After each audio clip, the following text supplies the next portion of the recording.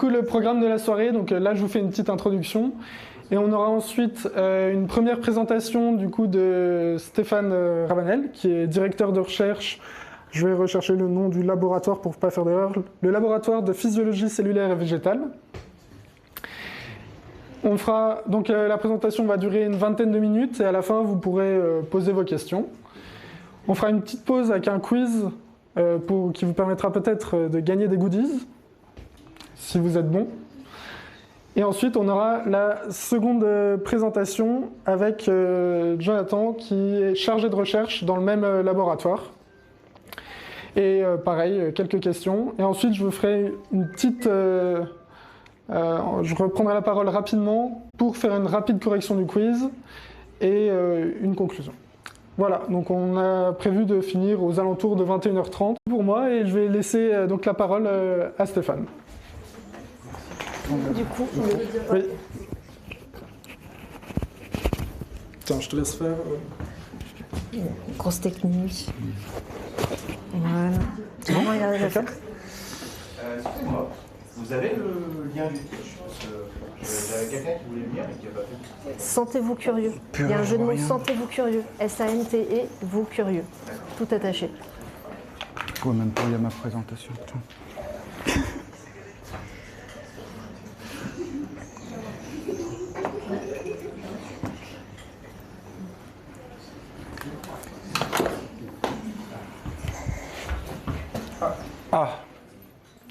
Voilà, ça marche. Je vais me mettre ici.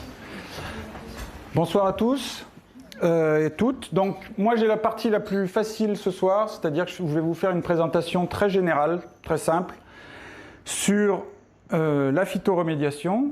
Bouton rouge, ça marche. C'est-à-dire une technique qui permet de dépolluer, moi je vais vous parler des métaux ce soir, par les plantes et les microalgues. Donc, le contexte, c'est la pollution de notre environnement, en particulier en raison des activités humaines, parmi lesquelles les activités minières, industrielles ou l'agriculture. Donc, certaines de ces activités vont relarguer dans l'environnement des polluants qui peuvent à certains endroits s'accumuler et créer une pollution des différents compartiments de l'environnement, l'air, les sols ou les eaux.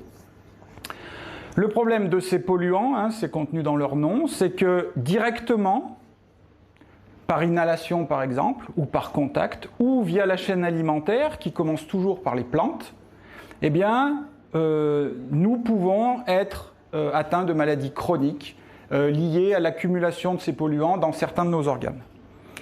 La phytoremédiation là-dedans, elle se positionne comme une méthode qui va faire que les plantes vont prendre une partie de ces polluants et ainsi limiter le flux de ces polluants vers nous-mêmes. Donc, la phytoremédiation, c'est un terme assez générique qui renferme plusieurs sous-catégories dont je vous parlerai un petit peu plus tard dans la présentation. La phytoremédiation, c'est quelque chose de très simple sur le principe. On a vu ici, on laisse les plantes se débrouiller à récupérer les éléments toxiques de l'environnement, mais c'est quelque chose de très compliqué à mettre en œuvre, parce qu'il y a tout d'abord une grande diversité des sites à restaurer. On va avoir des sites, comme les sites miniers ou industriels, qui ont une forte pollution de façon assez concentrée. On va avoir des terres agricoles qui, elles, vont être très étendues, très grande surface, mais avec une pollution beaucoup plus faible. Et on peut avoir aussi des étangs, des ruisseaux, des lacs, des rivières, des fleuves qui sont pollués. Autre problème, la diversité des polluants. Donc cette diversité, elle va être tout d'abord liée à leur nature chimique. On va avoir des molécules extrêmement compliquées, comme cette chose-là que je ne saurais pas vous nommer, je ne sais pas ce que c'est, ou on peut avoir simplement des métaux. Ces éléments polluants, ils vont être seuls ou en mélange. Ça peut complexifier la chose. Leur concentration, donc leur quantité dans l'environnement, peut être différente. Certains vont être stables, vont persister, d'autres vont se dégrader très rapidement et potentiellement donner d'autres polluants secondaires. Petit focus sur la nature de ces polluants. Donc je ne suis pas chimiste, s'il y a des chimistes parmi vous, je risque de dire des bêtises. Il y a deux grandes catégories de polluants. les polluants organiques qui ont généralement des structures chimiques compliquées. Donc vous en avez ici quelques-uns avec des noms assez barbares, des hydrocarbures aromatiques polycycliques, des biphénols polychlorés. Ces polluants organiques ont une source exclusivement humaine. Ils ne sont pas naturellement présents dans la nature, c'est l'homme qui va les fabriquer et qui va les répandre dans l'environnement. Les plantes peuvent absorber certains de ces polluants organiques, les dégrader, les séquestrer et éventuellement les volatiliser. Donc ça veut dire qu'il existe une phytoremédiation pour ces composés organiques, mais comme ce n'est pas du tout mon domaine de compétence, je vais arrêter là les explications pour ces polluants organiques. Moi, là où je suis un peu plus compétent, un peu moins incompétent, ce sont les polluants inorganiques, et en particulier tout ce qu'on va appeler des métaux lourds. Donc un métal lourd, c'est un terme qui d'un point de vue chimique ne veut rien dire. Les chimistes appellent ça des éléments traces métalliques.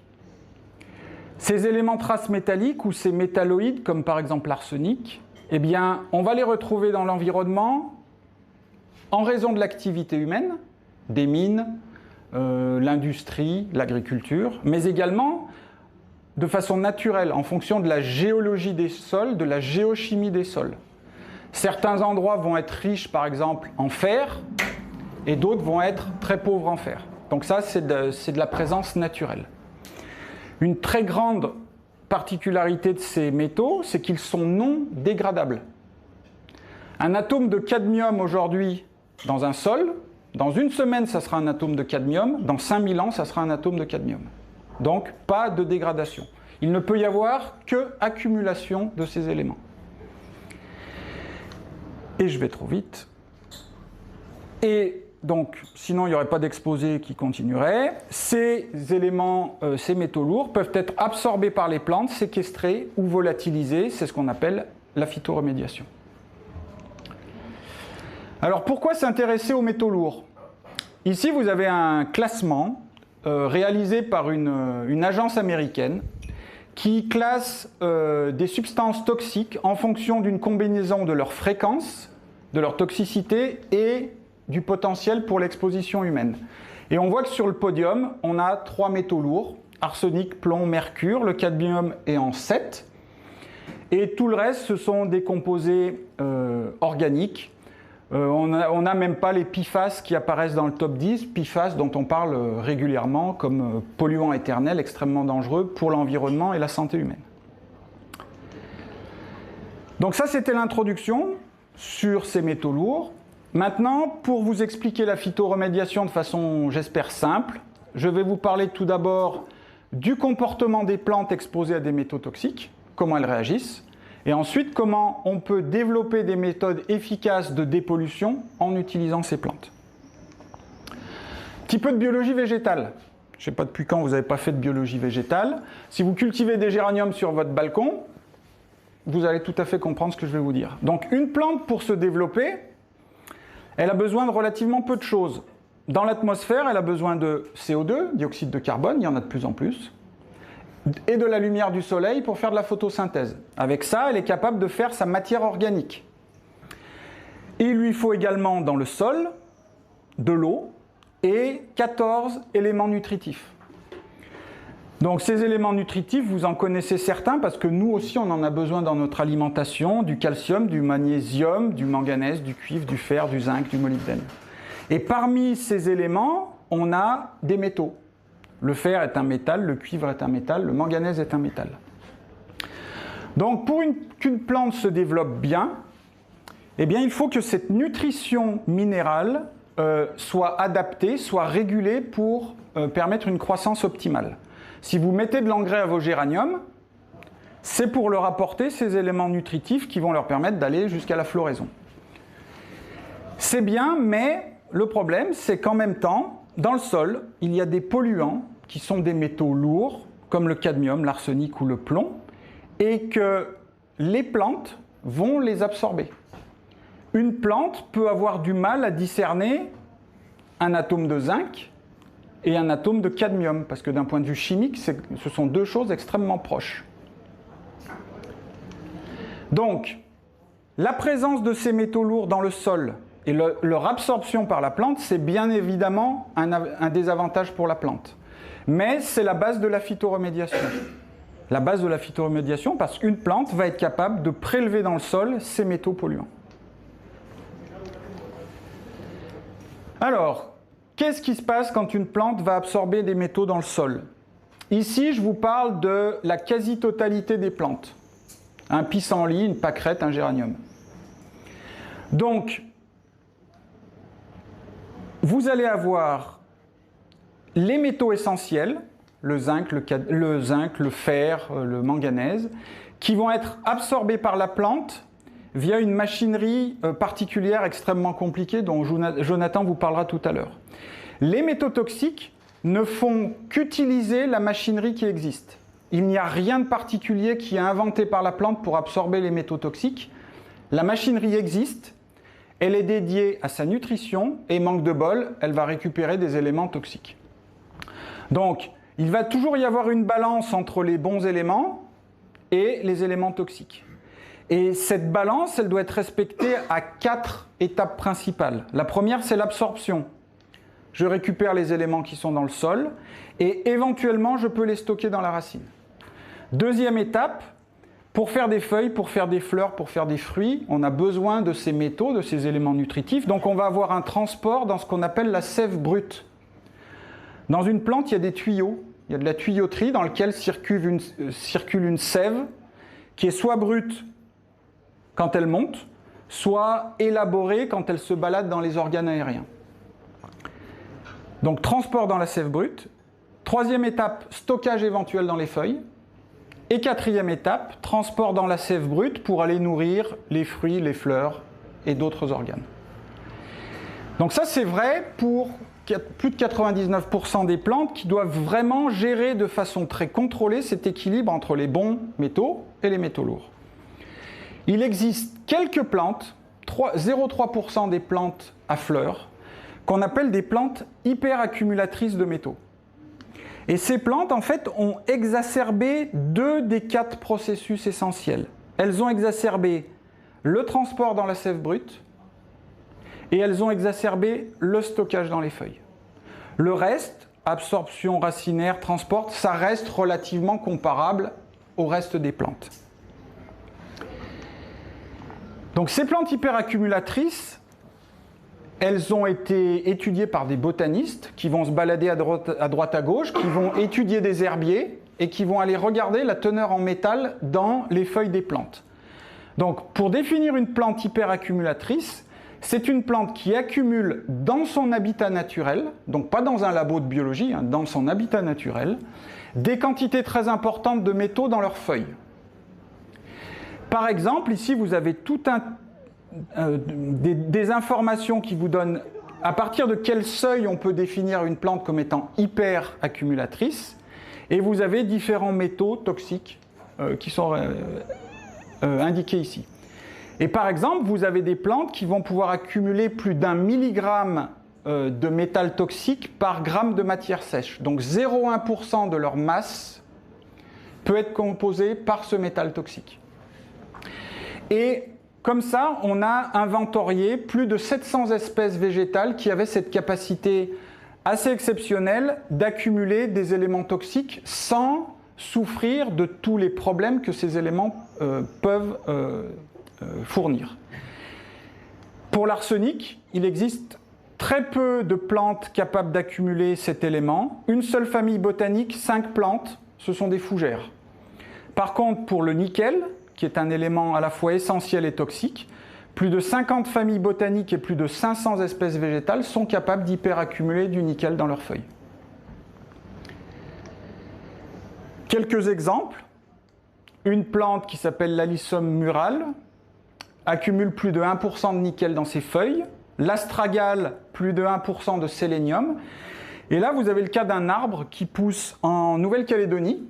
C'est un arbre endémique qui, dans son latex, va contenir jusqu'à 25% de nickel. 25% de la masse peut être du nickel, d'où la couleur bleu-verte, qui est la couleur caractéristique du nickel qu'on va acheter chez un fournisseur de chimie.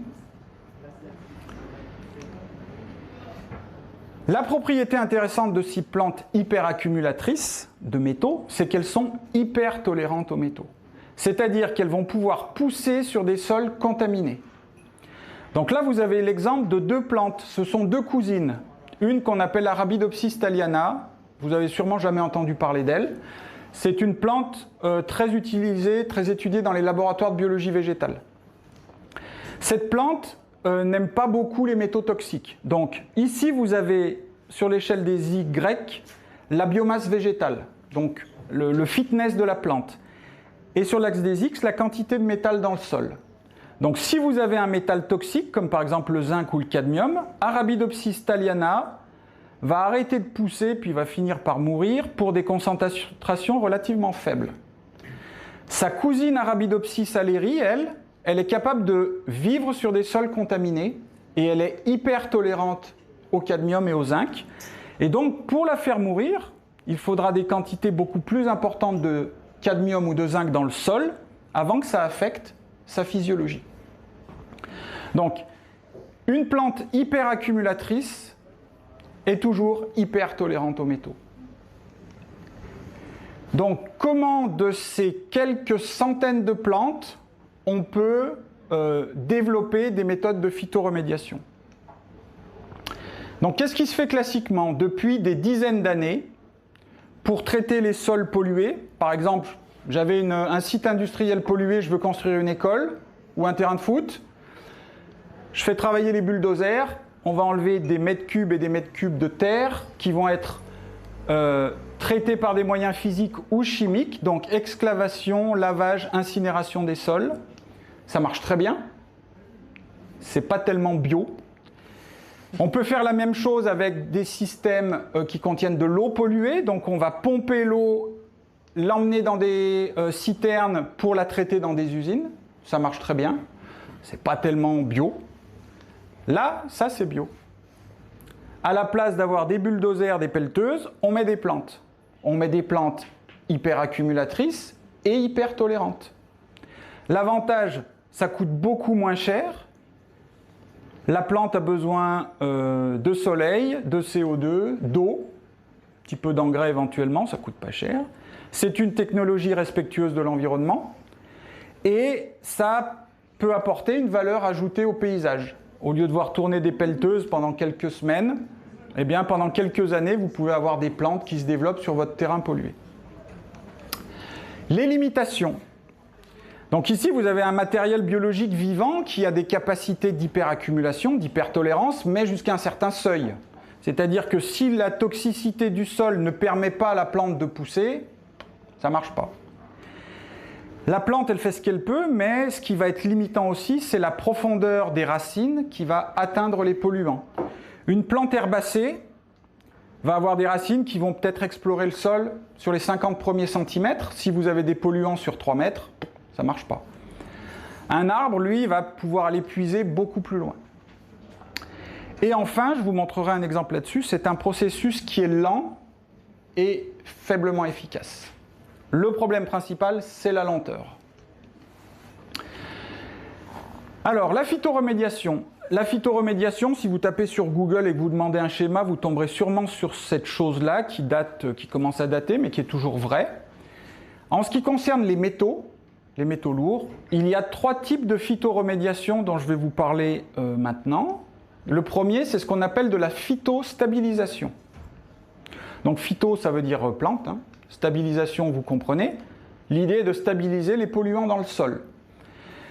Donc là, vous avez un sol, chaque point rouge, c'est un métal toxique. Ces métaux, quand il pleut, il peut y avoir un lessivage. Quand il y a de l'érosion, il peut y avoir déplacement de ces métaux. L'idée ici, c'est de planter des végétaux qui vont séquestrer les métaux dans le sol et éviter que ceux-ci diffusent dans l'environnement. Par exemple, la plante, quand elle va pousser ici, donc ici on a des arbres, elle peut, par l'intermédiaire de ses racines, modifier l'environnement du sol. Et cette modification de l'environnement du sol va, par exemple, permettre de précipiter les métaux ou de les complexer et faire de sorte qu'ils ne vont pas se déplacer avec les flux d'eau. C'est quelque chose qui marche pour le plomb, pour le chrome et pour d'autres métaux toxiques. Quelques exemples. Donc il y a pas mal de start-up, de compagnies qui font de la phytoremédiation en France. Donc j'ai pris juste quelques illustrations. J'ai aucune action chez ces gens-là. Là, c'est une revégétalisation d'une butte qui était polluée par des métaux sur lesquels ils ont mis des arbres. Alors je ne suis pas capable de les identifier, mais ça permet d'éviter un lessivage des métaux toxiques en aval de ce talus. Et ici, vous avez à proximité d'une ville un ancien terrain industriel, je crois, qui a été végétalisé, pareil, pour stabiliser les polluants dans le sol. Donc ces polluants ne vont pas disparaître, mais cette technique va éviter qu'ils diffusent à proximité. Deuxième méthode, on va toujours utiliser la propriété des racines. Donc là, les racines, au lieu d'être dans un sol, les racines vont être dans un milieu liquide et on va utiliser ces racines comme un filtre pour polluants. Donc il faut savoir que les métaux ont une très forte affinité pour les racines. Ils vont se coller dessus et c'est vraiment une affinité assez costaud. Donc l'idée, c'est qu'on peut faire sur site, par exemple dans un étang ou dans une zone humide, on peut cultiver des plantes et puis quand l'eau va passer à proximité des plantes, eh bien, le métal va être piégé dans les racines. On peut aussi imaginer faire ça dans une usine, c'est-à-dire que je vais aller pomper un étang qui est pollué, je transporte l'eau vers une usine et dans mon usine, je fais passer un flux de mon eau polluée au travers des plantes et les plantes vont fixer ces métaux. Ça marche pour plein de métaux dont le cuivre, le cadmium et le plomb. Des exemples, ici une zone humide sur laquelle ont été plantés des spartines, des lentilles d'eau, des jacinthes d'eau qui sont là pour filtrer les polluants présents dans cette zone humide. Donc ça, c'est quelque chose qui est efficace à la fois pour les métaux lourds, mais aussi pour les nitrates, les phosphates, dont vous avez déjà entendu parler, ou pour certains herbicides. Et là, on a le système en usine. Donc on est hors site. On va utiliser par exemple ici des fougères pour dépolluer de l'eau contaminée par de l'arsenic. Sachant que ces fougères vont être hyper tolérantes et hyper accumulatrices d'arsenic. Donc ce système a un coût élevé parce que vous devez extraire l'eau, des mètres cubes d'eau depuis le site pollué jusqu'à l'usine où vous allez faire ce traitement. Une technique un peu, on va dire, exotique de phytoremédiation quand on parle des métaux, c'est ce qu'on appelle la phytovolatilisation. L'objectif, c'est la plante absorbe les métaux, les transfère vers les feuilles, et au niveau des feuilles va se passer un phénomène de volatilisation. Alors, les métaux, c'est très peu volatile. Donc cette méthode ne va marcher que pour le mercure et des dérivés du sélénium qui, à température ambiante, à pression atmosphérique, dans une plante, vont pouvoir être volatilisés. Donc ça, c'est un peu anecdotique. Ce qui est vraiment le cœur de la phytoremédiation et vraiment la technique qui se veut la plus efficace, c'est ce qu'on appelle la phytoextraction. Extraire et accumuler les polluants dans les parties aériennes d'une plante. Donc là, la plante absorbe les métaux, les transfère vers les parties aériennes et les accumule dans les feuilles. Récolter des feuilles, c'est très facile. Récolter des feuilles de maïs, des feuilles de n'importe quoi, c'est très facile pour un agriculteur. Donc on récolte les feuilles. Ces feuilles sont contaminées par des métaux lourds, du cadmium, du plomb, de l'arsenic. Ces feuilles, on va les incinérer. Et ces cendres contaminées, on peut soit les stocker, soit les recycler pour faire de ce qu'on appelle de la phytomine. Donc de la mine, une activité minière, mais avec des plantes. Alors vous pouvez me dire à quoi ça sert de stocker ça? On a toujours le polluant, il est là, puis le cadmium, il est là aujourd'hui, il est là dans 5 jours, il est là dans 50 ans. Ce qu'il y a, c'est qu'on est passé d'hectares pollués, de mètres cubes de terre pollués, à quelques kilos de cendres polluées dans laquelle on va pouvoir traiter le métal. Donc on a concentré la pollution, on l'a réduite dans un petit volume et ça on va pouvoir le prendre en charge, alors que prendre en charge des hectares et des hectares pollués, c'est pas possible, c'est beaucoup trop cher. Donc pour faire cette phytoextraction, on utilise des plantes hyperaccumulatrices, de la fougère pour l'arsenic, de la moutarde indienne pour le cadmium et le zinc, et on peut combiner ces hyperaccumulatrices à des plantes qui ont une forte biomasse, qui vont faire qu'on est capable d'extraire quand même beaucoup de métal du sol. Alors est-ce que ça marche? Ça, c'est vraiment la technique idéale pour faire de la dépollution. Une publication qui date de 2020 par des collègues, je ne sais plus où ils étaient, dans le nord de la France, qui ont étudié la dépollution d'un ancien sol industriel pollué par du zinc et du cadmium à l'aide de plantes, et ils ont cultivé 2 plantes associées, une plante Arabidopsis saleri dont je vous ai parlé tout à l'heure, hyper tolérante au cadmium et au zinc, hyper accumulatrice de cadmium et de zinc, et comme c'est quand même une petite plante herbacée, avec pas beaucoup de biomasse, ils ont associé cette plante à des saules, donc des arbres. Et ils ont fait l'expérience pendant 2 ou 3 ans, je ne me rappelle plus exactement. Et à la fin de l'expérience, ils ont dosé la quantité de zinc et de cadmium qui avait été extraite par les plantes et donc éliminée du sol. Bilan, ne partez pas. Bilan positif. Les 2 espèces ont absorbé et accumulé du cadmium et du zinc dans les feuilles. C'est normal, on les a plantées ici parce qu'elles sont capables de le faire. Et en faisant des petits calculs, ces chercheurs se sont aperçus que pour phytoextraire la moitié du cadmium et du zinc présents dans le sol, il faudrait entre 25 et 39 ans en ne cultivant qu'Arabidopsis saleri, la petite plante hyperaccumulatrice, et on gagne 1 ou 3 ans en cultivant les 2 espèces. Donc quand je vous disais la lenteur du système, c'est vraiment la lenteur du système. Mais je vais finir par du positif et vous parler d'un autre exemple, qui est l'exemple du nickel. Donc le nickel, on peut faire de l'agromine ou de la phytomine du nickel. Par exemple, ici vous avez des mines de Nouvelle-Calédonie. Le sol de Nouvelle-Calédonie est très riche en nickel, il y a énormément de mines de nickel qui ont été exploitées, certaines sont abandonnées, c'est très moche. Donc pour les réhabiliter, on peut faire pousser des plantes tolérantes au nickel, et elles vont éviter ce nickel de diffuser dans le sol. Donc là, on va faire de la stabilisation. Et un autre exemple, c'est en Albanie, où il y a beaucoup de terres agricoles qui contiennent trop de nickel pour avoir des rendements corrects. Donc les agriculteurs arrêtent d'exploiter ces sols parce que ça ne vaut pas le coup. Sauf que en faisant pousser sur ce sol de l'Alyssum murale, qui est un hyperaccumulateur de nickel et un hyper tolérant au nickel, eh bien ça pousse même très bien.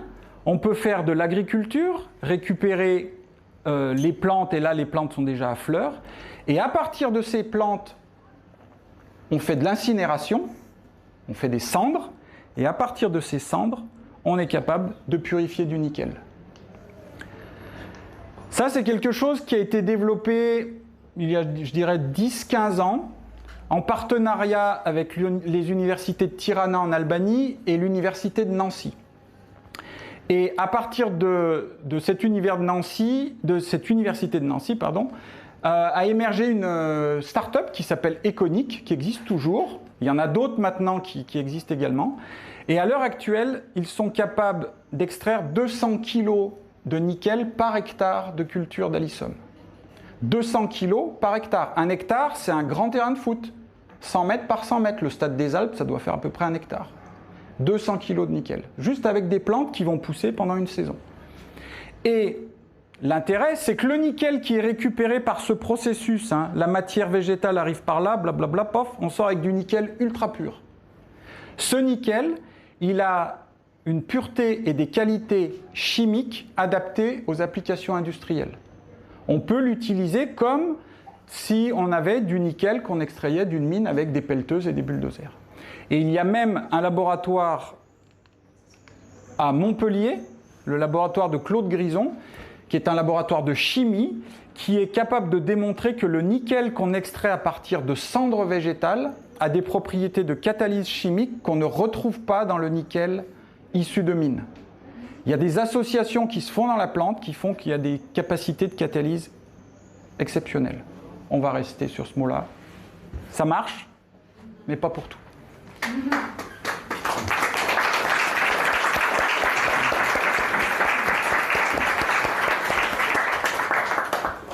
Donc je sais pas, ça c'est voilà, le quiz. Est-ce qu'on a des questions sur cette présentation?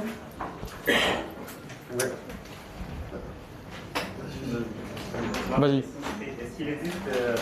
Est-ce qu'on peut modifier génétiquement ces plantes pour améliorer leur capacité d'absorption? J'ai pas parlé d'OGM aujourd'hui, moi. Alors, est-ce qu'on peut? Comment je vais faire ça?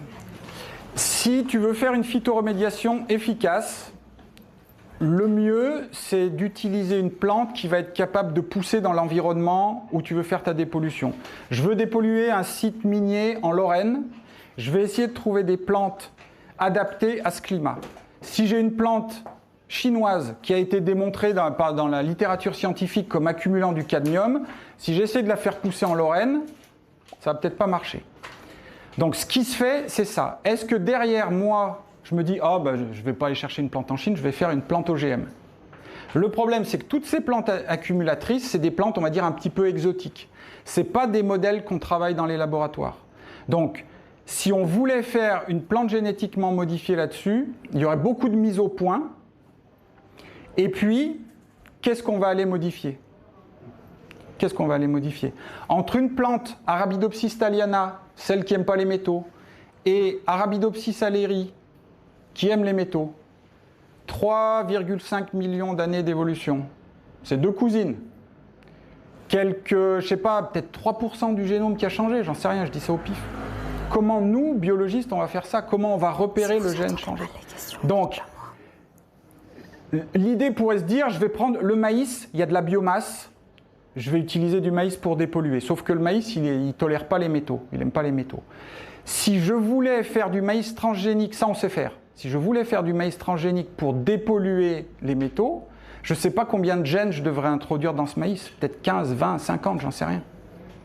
Il y a des gens qui ont essayé, qui ont découvert des gènes très intéressants dans les plantes hyperaccumulatrices. Ils ont pris le gène, ils l'ont mis dans Arabidopsis thaliana en se disant « ça va être magique, elle va devenir hyperaccumulatrice ». Bah non, ça ne marche pas. Un gène, ça ne marche pas. Deux gènes, ça ne marche pas. Trois gènes, ça ne marche pas. Il faut vraiment reconstituer toute la chaîne pour que le métal soit absorbé, transféré, accumulé, séquestré et qu'il ne soit pas toxique. Donc, je pense qu'on n'en est pas là. Je pense qu'il vaut mieux aller chercher dans la diversité naturelle. Tu t'intéresses à un sol pollué par le nickel, tu as 500 plantes qui sont capables d'absorber le nickel. Il y en a bien une qui va pousser dans ton coin et puis tu peux faire des trucs comme ça.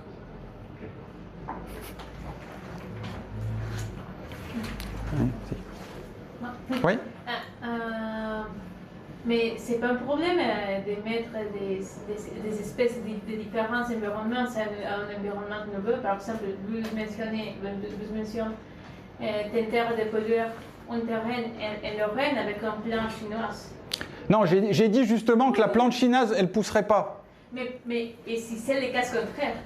Et si ça devient une espèce invaseur?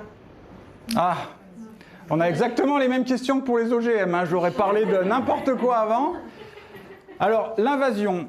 La plante hyperaccumulatrice, si tu la mets sur un sol pollué, elle va être toute seule. Donc, elle va envahir, elle n'aura pas de concurrent.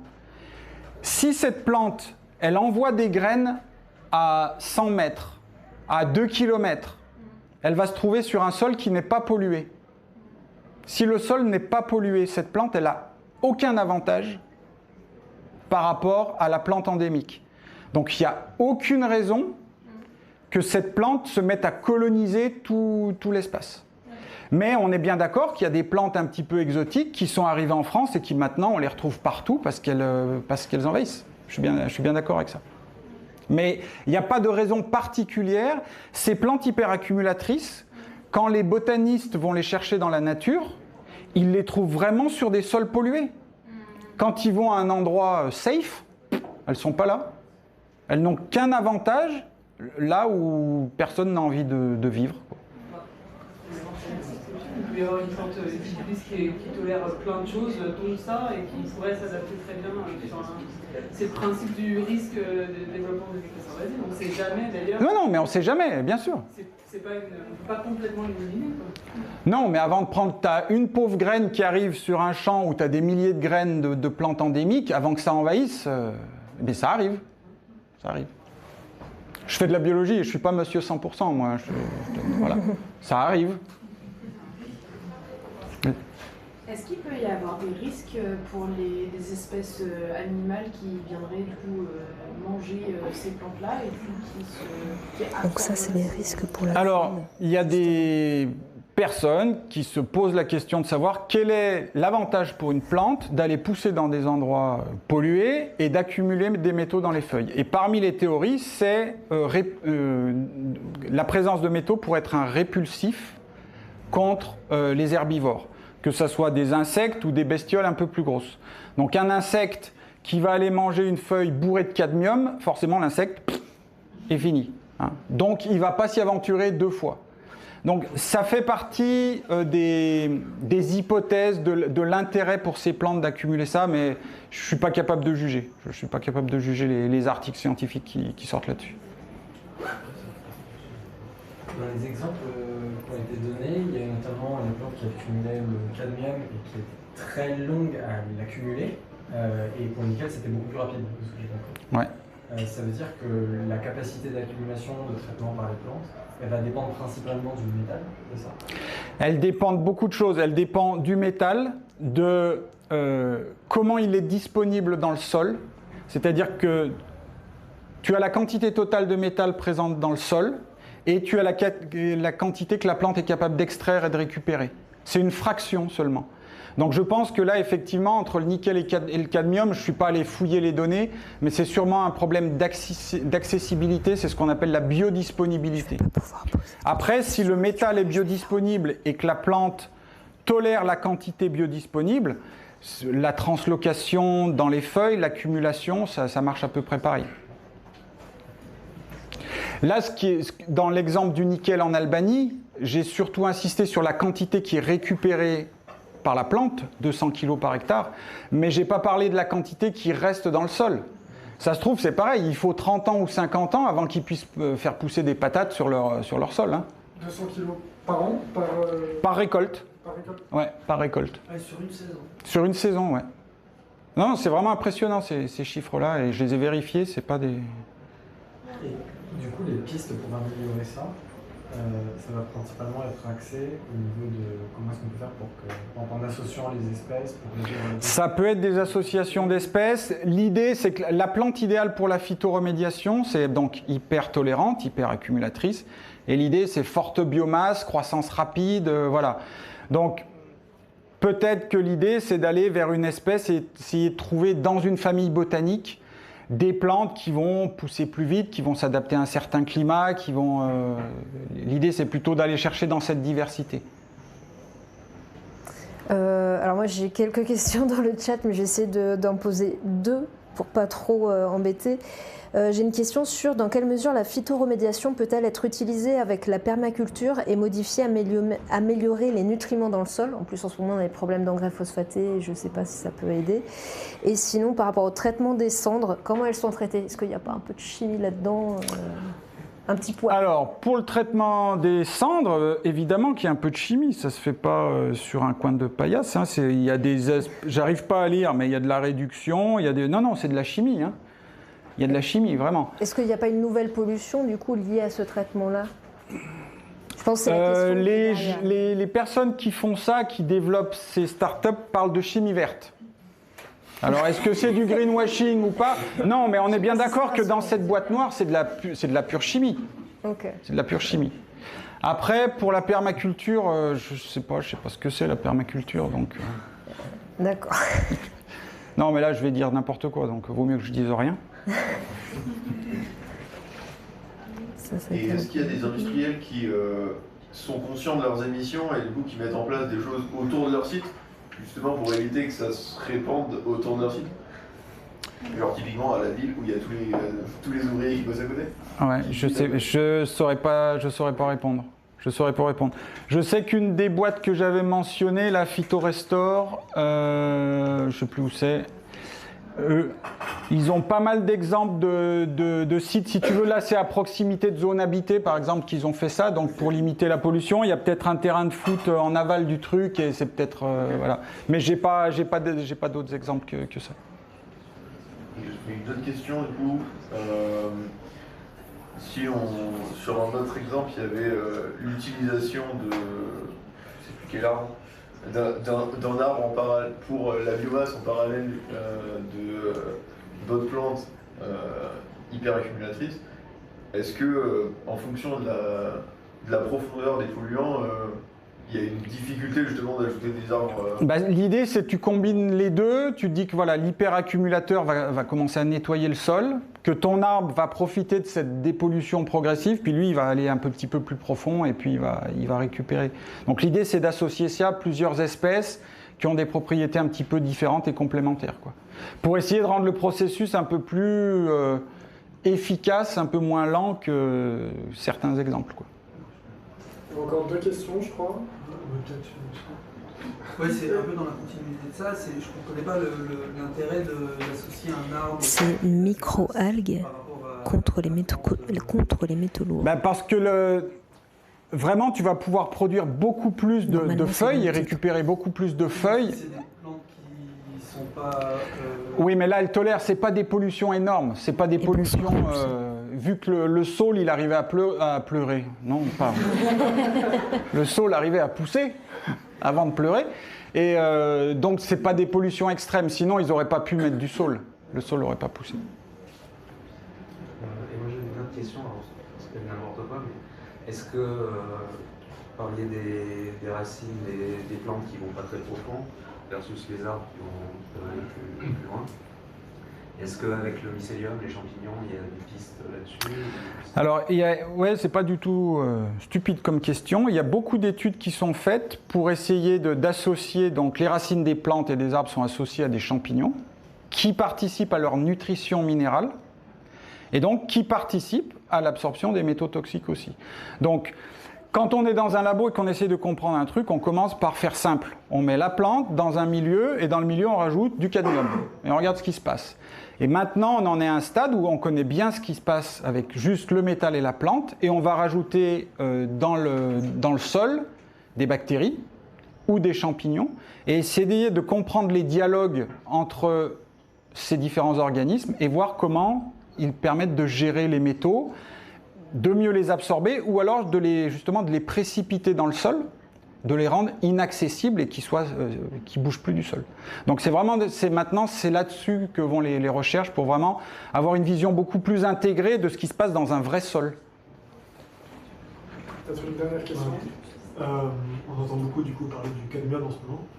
Et j'ai l'impression qu'avec les cycles qui sont efficaces, c'est des périodes qui sont trop longues pour être applicables à l'ensemble de la production. Du coup, c'est illusoire juste sur une rotation de culture de mettre un cycle de plantes hyper accumulatrices et au bout de 50 ans ou tous les 4 ans dans la rotation, on a un cycle. On va dire que ça ne peut pas faire de mal d'une année sur 3 ou 4 de faire une culture juste pour extraire une partie du cadmium du sol. Mais le plus efficace au jour d'aujourd'hui, ça serait d'arrêter de mettre des engrais phosphatés blindés de cadmium. Il suffirait que la France arrête d'importer du Maroc et puis ne serait-ce que répondre aux directives européennes. Hein. La norme européenne est là, la France dit oh non mais on prend ça, donc c'est pas grave, c'est pas risqué. Plus du double.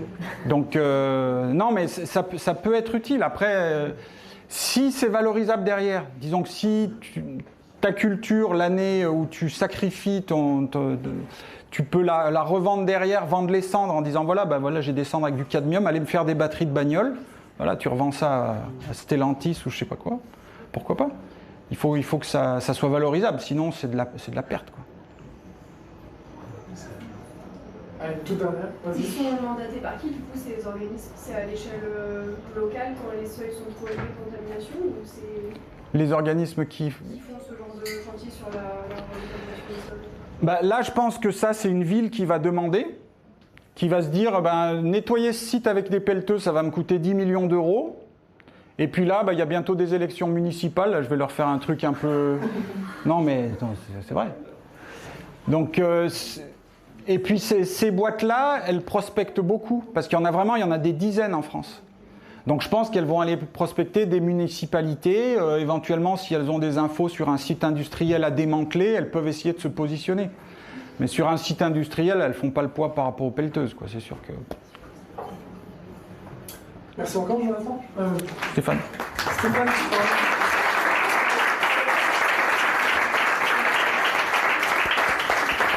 je remets le... Oui, je veux bien. Du coup, on va faire une petite pause. Vous avez des petits quiz ici, si vous avez envie d'y répondre. Il est 20h30, on va essayer de reprendre vers 20h50.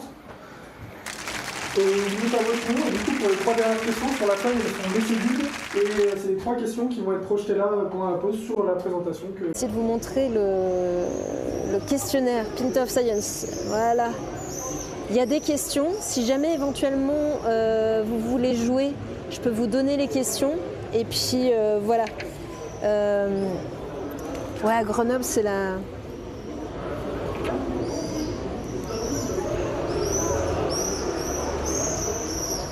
Ah d'accord, ok. Merci Chab. Alors, la première question, c'est quelle est l'altitude du fort de la Bastille? Alors ça, c'est une question très grenobloise. Alors attendez, je reviens, je vais en profiter pour... Hop. Donc l'altitude de la Bastille, 264 mètres. 464 mètres, 467 mètres, 482 mètres. Les réponses, elles seront données à la fin. Autant Nawak que la soirée d'hier. Oui, de toute façon, c'est toujours un peu la même chose. Hein. Les réponses seront données à la toute fin du truc. Donc vous aurez les réponses. Hein. La question 2, c'est combien de bière doit boire un éléphant pour être ivre? 3 pintes, 30 pintes, 300 pintes ou 3000 pintes? Quel gaz est majoritaire dans l'atmosphère terrestre? Donc dans l'atmosphère terrestre, est-ce que c'est l'oxygène, l'azote, l'hydrogène ou le dioxyde de carbone?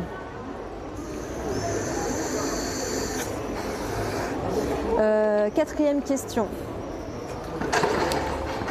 Oui, c'est ça. En quelle année le téléphérique de Grenoble a-t-il été construit? 1926, 1930, 1934, 1940, 26, 30, 34 ou 40.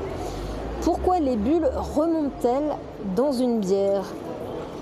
Intéressant. Pourquoi les bulles remontent-elles dans une bière? Elles sont attirées par la lumière, le CO2 est moins dense que le liquide, elles chauffent, la levure les pousse. Facile celle-là. Donc attirée par la lumière, le CO2 est moins dense que le liquide, elle chauffe ou la levure les pousse. Question 6. 7000 ans avant... En quelle année a été découverte la bière? 7000 ans avant Jésus-Christ? 7000 ans avant. 600 ans avant JC, 56 ans après JC ou 100 ans après JC. Donc 7000 ans avant, 600 ans avant, 56 ans après ou 100 ans après. 2. Le quartier championnet doit son nom à, ça c'est un truc grenoblois, un ancien maire, un industriel, un général révolutionnaire ou un scientifique. La question 8, 9, 10, c'est les questions des intervenants. Quel type de milieu peut être traité par phytoremédiation? Uniquement les sols agricoles, uniquement les eaux industrielles, les sols sédiments et eaux contaminées ou seulement les milieux désertiques? Pardon. Neuvième, pourquoi la phytoremédiation nécessite-t-elle souvent plusieurs cycles de culture? Les plantes libèrent les métaux dans le sol après une saison, les métaux sont difficiles à extraire, les plantes ne poussent qu'une fois tous les 2 ans, les métaux disparaissent naturellement trop vite. Si c'était ça, on n'aurait pas besoin de se poser ces questions. Question 10. Question 10. Comment les plantes hyperaccumulatrices parviennent-elles à dépolluer un sol contaminé? Elles détruisent les métaux, elles les transforment en gaz, elles les absorbent et les accumulent dans leurs feuilles elle les repousse vers les nappes phréatiques. Voilà. Voilà. Alors c'est marrant, selon les intervenants, les questions posées sont plus ou moins complexes, compliquées, etc. quoi. Et la question bonus, parce qu'il y a toujours une question bonus en cas d'égalité. Quelle est la longueur approximative de l'Isère en kilomètres sur son parcours total? Voilà, si vous avez la réponse. Je vous le remonte, je ne sais pas si vous arriverez à le lire, mais au cas où, avec toutes les questions, si vous voulez faire un imprimé écran pour essayer de répondre. Et les réponses, vous les aurez du coup à la fin de Pint of Science. Faire de grands discours, et donc je vais laisser la place à Jonathan qui va venir vous présenter la deuxième partie. Le diaporama à la suite ou est-ce qu'il faut le changer? Il faut le changer. Ok. Merci.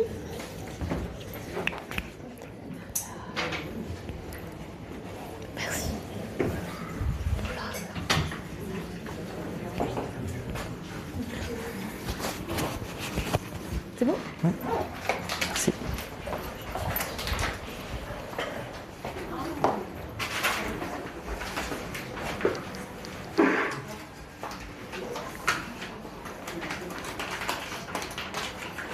Vous êtes prêts? J'y vais? Ok. Bonsoir à tous. Donc je m'appelle Jonathan Pribilla Toscano, je travaille dans l'équipe de Stéphane. Et ce soir, je vais vous présenter une histoire en deux parties. Donc la première, où je vais vous présenter sur ce que l'on sait au niveau des mécanismes moléculaires impliqués dans l'accumulation des métaux chez les plantes. Et je me focaliserai sur l'accumulation de nickel. Et dans une seconde partie, je vous présenterai une algue verte qui est tolérante et qui accumule l'uranium que nous avons découverte au sein de l'équipe au laboratoire. Donc comme l'a mentionné Stéphane auparavant, une plante capable d'accumuler des métaux a développé trois caractéristiques principales. La première est un prélèvement efficace des métaux par les racines. La seconde est une translocation, autrement dit le transfert des métaux des racines vers les parties aériennes, donc les feuilles. Et enfin, la séquestration de ces métaux, donc le stockage de ces métaux dans les cellules des feuilles. Donc ici, je vous ai montré une cellule. J'ai plus de pointeur. Bon. Ah si, ça revient. Ça dépend les piles. Ouais. Donc ici, je vous ai montré une cellule de plante. Vous voyez qu'elle est entourée d'une membrane plasmique et d'une paroi. À l'intérieur, vous voyez différents compartiments cellulaires qu'on appelle des organites, y compris le noyau qui contient l'information génétique, l'ADN, le chloroplaste dans lequel a lieu la photosynthèse et qui contient des pigments photosynthétiques tels que la chlorophylle, ce qui explique la couleur verte des plantes, des mitochondries que vous pouvez voir comme une centrale énergétique puisque c'est là qu'a lieu la synthèse de l'énergie nécessaire pour la plante pour fonctionner, donc sous forme d'ATP. Et enfin, une vacuole que vous pouvez voir comme un énorme réservoir ou comme un grand sac poubelle que la plante utilise pour éliminer ou stocker des molécules qui sont toxiques pour la plante. Et c'est typiquement dans ces organites, dans les vacuoles, que les plantes accumulent les métaux qui sont toxiques sous forte concentration. Donc la question que les chercheurs se posent est quels sont les gènes, protéines responsables de l'accumulation des métaux chez les plantes. Donc avant de commencer, on va revoir une notion de gènes et de protéines.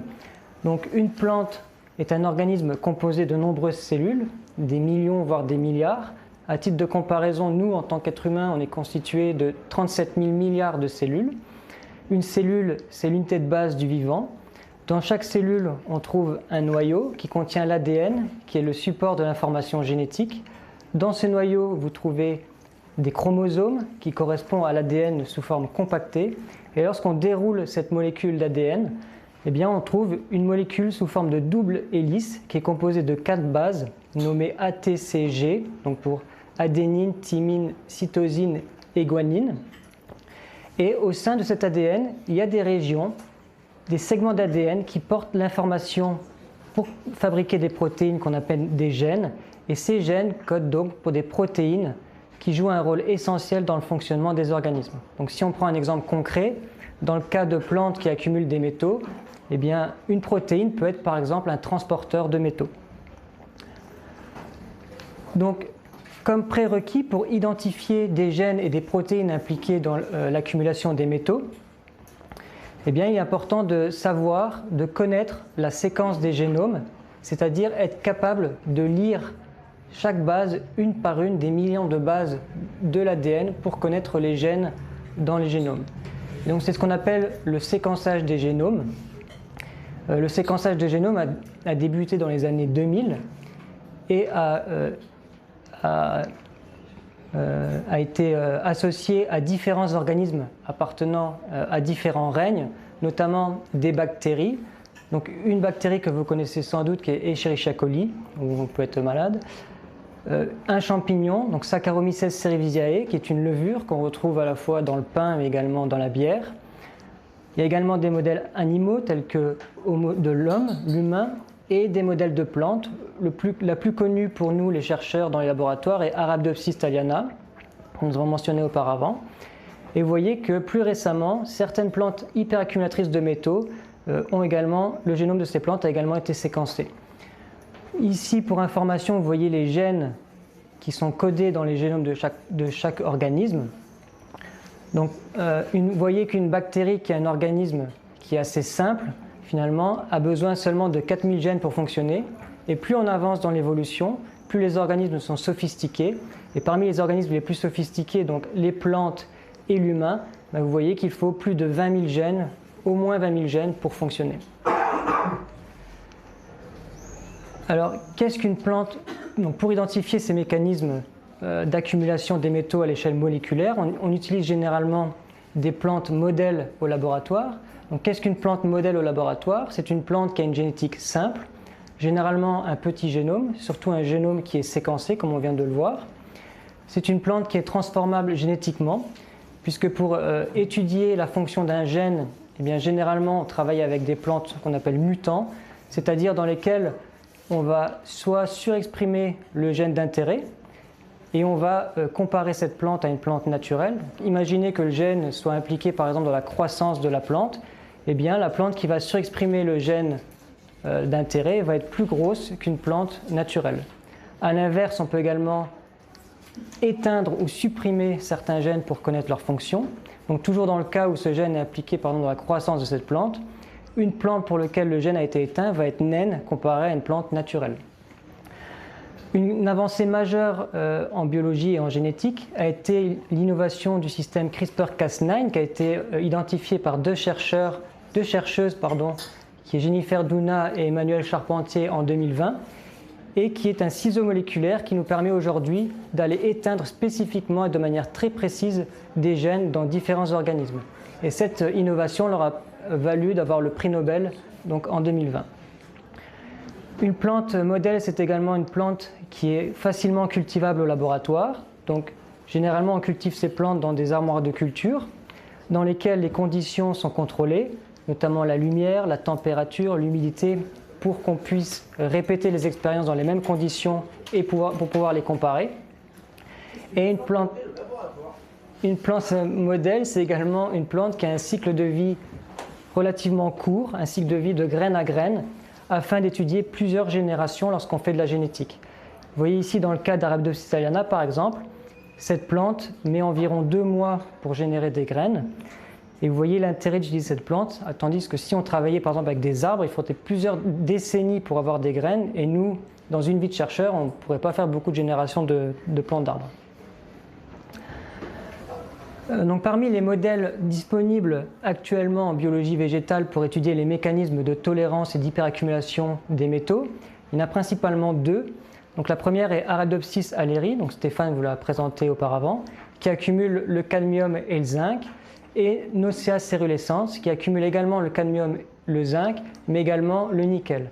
Donc, à nouveau, ce sont 2 plantes qui sont assez proches, qui appartiennent à la même famille. Donc, ces 2 plantes appartiennent à la famille des Brassicacées. Donc ces modèles, ce sont des modèles pour nous au laboratoire, mais ils restent encore limités, puisque bien que le génome soit séquencé, on a encore du mal à transformer génétiquement ces plantes, et par conséquent, il n'y a pas de collection de mutants disponible à l'heure actuelle. Donc Arabidopsis thaliana, bien qu'elle n'accumule pas de métaux, reste un modèle pour nous pour l'étude de ces mécanismes, puisqu'on peut surexprimer par exemple un gène de ces plantes hyperaccumulatrices chez Arabidopsis thaliana et avoir des informations sur ces gènes. Donc maintenant, concrètement, comment on fait au laboratoire pour identifier des gènes candidats? Je vais vous présenter ici, je vais vous proposer une expérience qu'on pourrait faire. Donc on choisit une plante modèle, donc soit Arabidopsis, soit Nosea. On cultive cette plante en présence du métal d'intérêt et en parallèle, on la cultive également sans métaux, qui est la condition contrôle pour pouvoir comparer.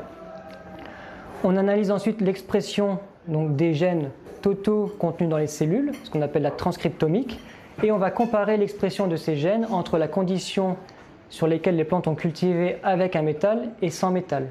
Et ce qui va nous intéresser, c'est de regarder les gènes qui sont régulés entre ces deux conditions. Donc ces gènes peuvent être soit induits, ici en rouge, soit réprimés, plutôt marqués en bleu, et lorsqu'ils ne sont pas régulés, ils ont une coloration qui est un peu jaunâtre autour de 0, pour l'échelle que j'ai mis.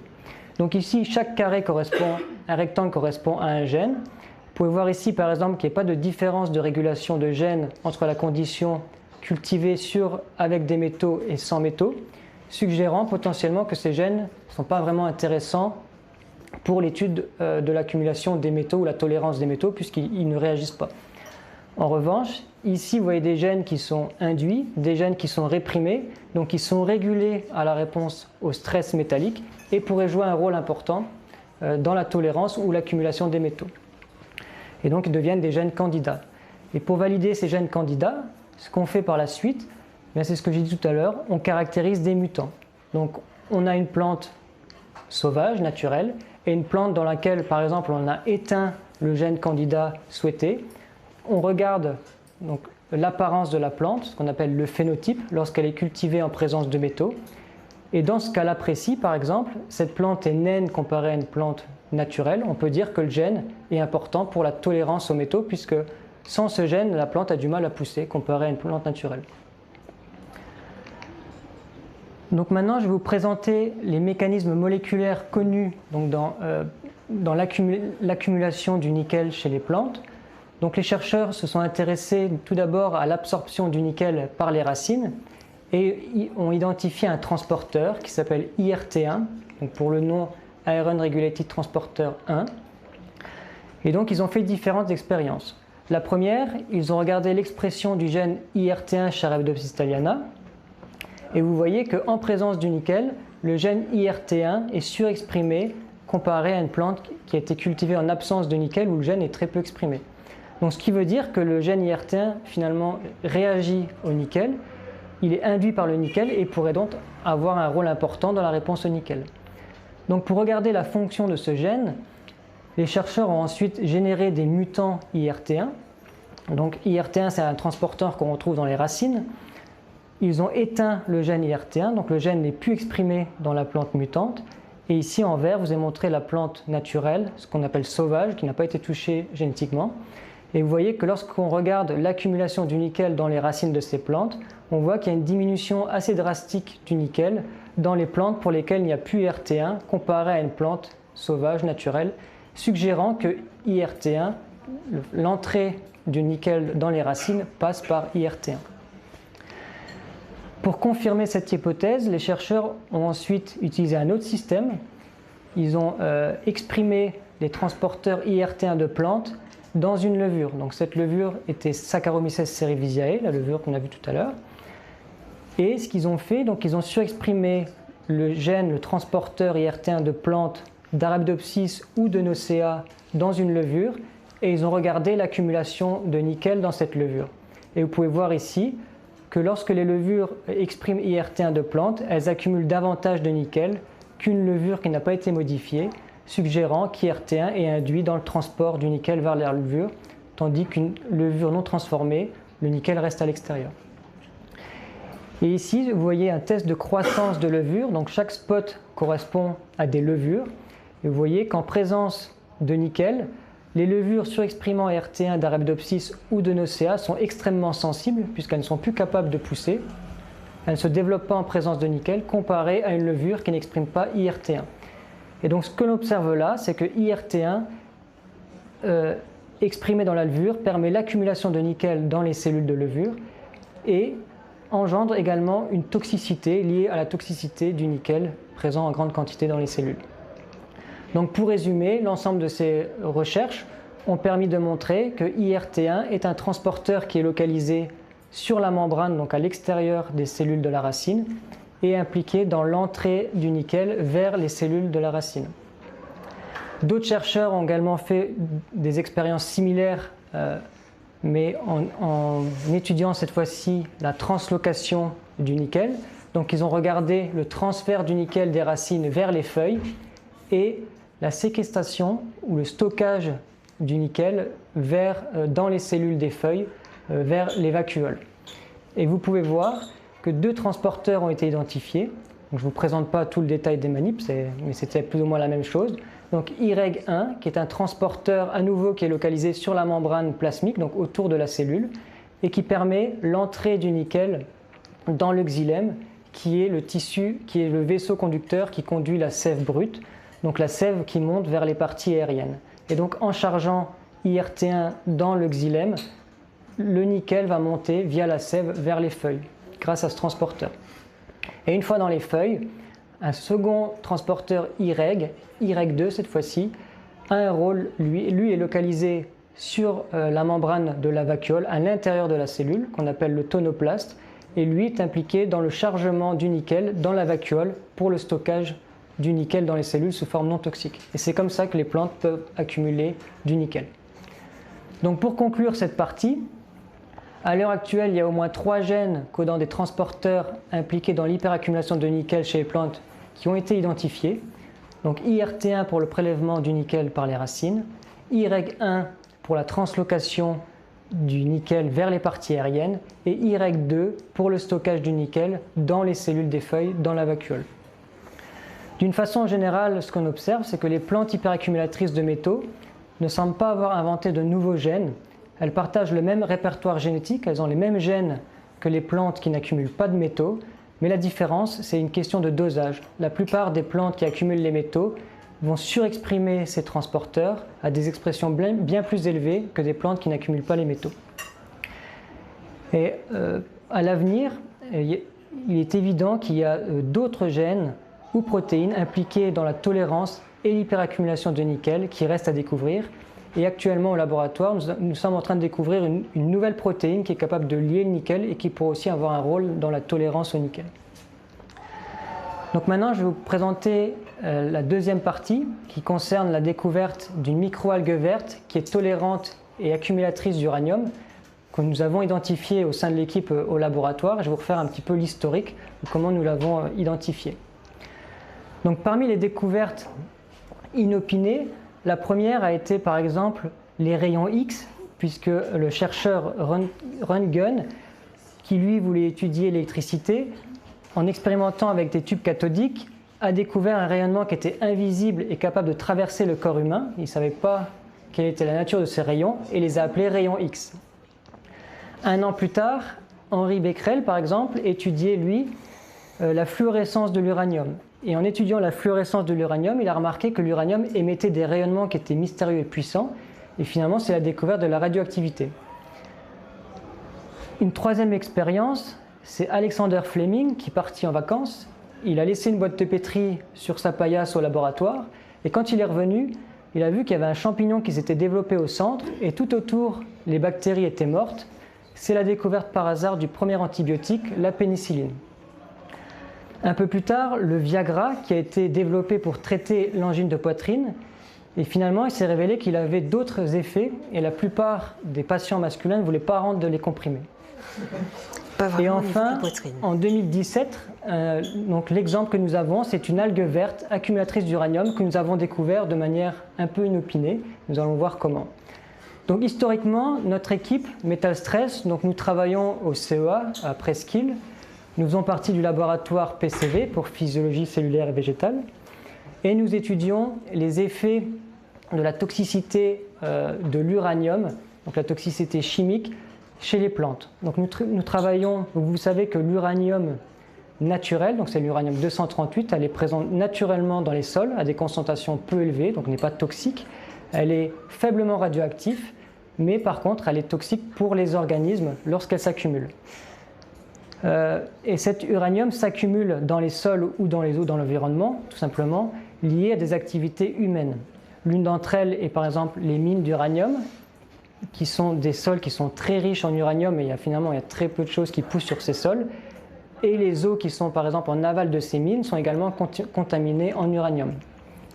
L'autre exemple est lié à l'agriculture, puisque aujourd'hui on utilise des engrais qui sont superphosphatés.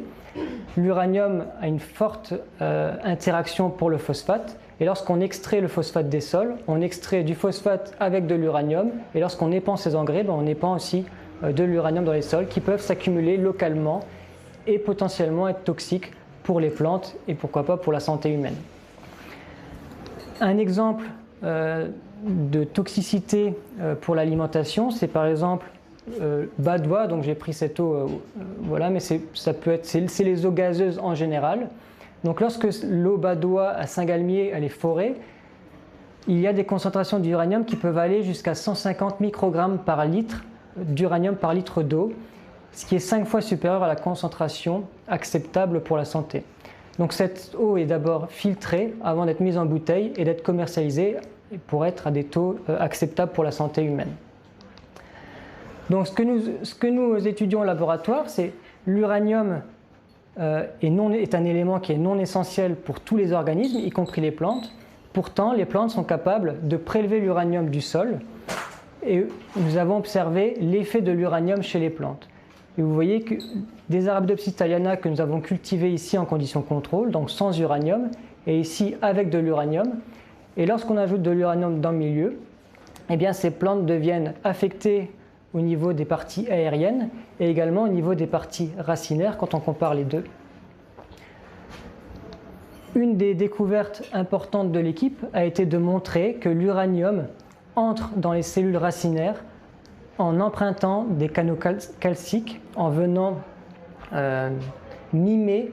En fait, chimiquement, l'uranium est assez proche du calcium et elle vient interférer avec le calcium pour entrer dans les canaux dédiés normalement au calcium pour entrer à l'intérieur des plantes. Et donc, quand nous cultivons ces plantes au laboratoire, ici, donc on le voit assez mal sur la photo, mais c'est des plantes que nous avons cultivées en hydroponie pour travailler sur les racines. Et donc, quand on fait des stress liés à l'uranium, on se retrouve à la fin de la manip, on a les plantes qu'on coupe et qu'on travaille avec, et il reste la solution nutritive qui est chargée en uranium. Donc on ne peut pas acheter ça à l'évier, forcément, puisque c'est toxique. Donc ce qu'on fait, c'est qu'on accumule ces milieux nutritifs qui contiennent de l'uranium dans une poubelle déchets, et une fois qu'on a suffisamment de déchets, on fait appel à des entreprises qui viennent pour récupérer nos déchets et les traiter. Et ce qu'on a remarqué, c'est qu'au cours du stockage de ces déchets, au fur et à mesure des semaines, eh bien, notre poubelle a tourné de couleur verte, ce qui était complètement inattendu, puisque ce qui veut dire qu'un organisme photosynthétique potentiellement s'était développé dans cette poubelle. Donc ça pouvait être soit des cyanobactéries, donc ce sont des bactéries qui possèdent des chloroplastes et qui sont capables de faire la photosynthèse, soit des microalgues vertes également capables de faire la photosynthèse. Donc l'équipe a isolé la souche qui était présente dans l'uranium et après isolation, l'équipe a observé qu'il s'agissait finalement d'une microalgue verte qui appartenait à un genre qu'on appelle Colastrella. Et donc nous avons renommé cette souche Colastrella PCV en hommage à l'acronyme du laboratoire pour physiologie cellulaire et végétale. Donc cette algue Colastrella PCV a des propriétés assez exceptionnelles vis-à-vis de l'uranium puisqu'elle est hyper tolérante. Ici vous avez un exemple où nous avons mesuré l'activité photosynthétique en fonction des concentrations d'uranium. Autrement dit, on regarde la survie des algues en fonction de concentrations croissantes d'uranium. Et vous voyez que Colastrella est complètement insensible à l'uranium, elle croît de manière tout à fait normale. Quand on compare cette algue avec d'autres algues classiquement utilisées au laboratoire et qui ne sont pas tolérantes à l'uranium, eh bien on peut voir qu'à partir de 50 micromolaires d'uranium, elle commence à diminuer drastiquement et à 100 micromolaires, tout le monde est mort. Colastrella accumule aussi de l'uranium, vous pouvez le voir ici, jusqu'à 200 mg d'uranium par gramme de poids sec. donc c'est-à-dire que c'est 1/5 de son poids, elle agit vraiment comme une éponge pour prélever l'uranium.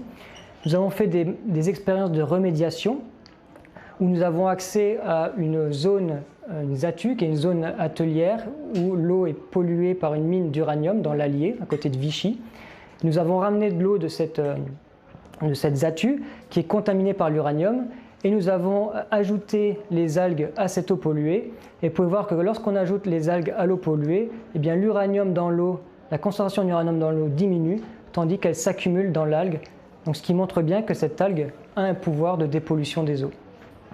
Et enfin, un dernier point qui était intéressant pour cette algue, c'est en présence d'un stress uranium, elle est également capable de produire des lipides, qui peut être un enjeu intéressant pour des atouts biotechnologiques. Donc, afin de comprendre les effets de l'uranium sur l'algue et la cellule, nous avons cultivé cette algue en présence ou en absence d'uranium et nous avons regardé ce qui se passait au microscope électronique. Ici, nous avons reconstitué en 3D l'algue, donc c'est une vraie cellule de l'algue. Donc c'est un petit film.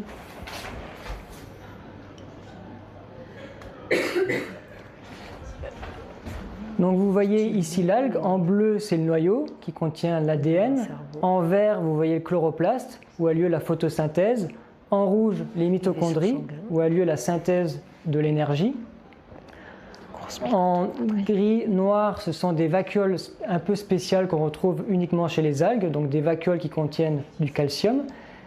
En blanc ce sont des vacuoles classiques comme on les retrouve chez les plantes, donc les sacs poubelles dans lesquels sont stockés les métaux chez les plantes. Et en jaune, eh bien, ce sont des gouttelettes lipidiques, donc les lipides produits par l'algue. Donc ce qui était intéressant, ce que nous avons observé, c'est qu'en présence d'uranium, eh bien, vous voyez que la taille des vacuoles augmente assez fortement comparée à des algues qui sont cultivées en absence d'uranium.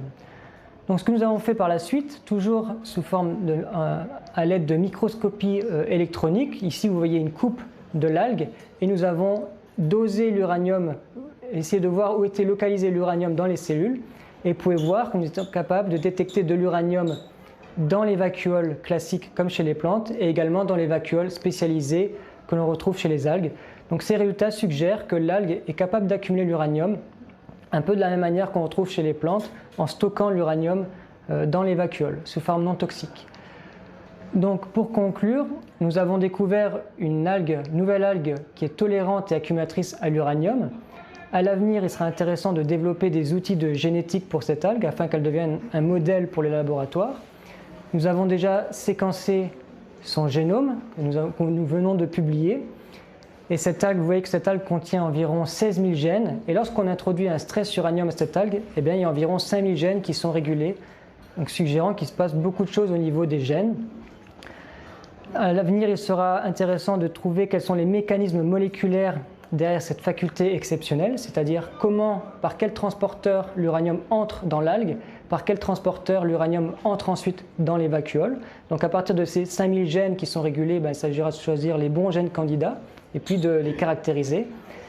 Et enfin, cette algue peut avoir une application qui est prometteuse dans la bioremédiation des eaux polluées par les métaux. Voilà, je vous remercie pour votre attention.